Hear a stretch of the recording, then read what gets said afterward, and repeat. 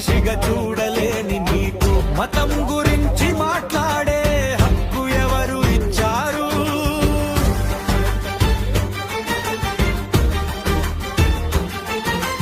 దమ్ముంటే ఆపరా ఈశ్వరాల జ్వాలని బంధాల సంఖ్యలను విరిచే ఈ గానాన్ని అంధకారం ముసుగులో నిజం దాగదు ఎప్పుడు ధైర్యంగా నిలబడితే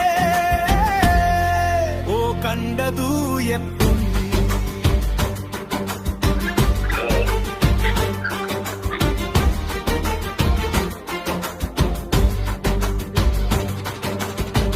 రక్తం రంగు ఒకటే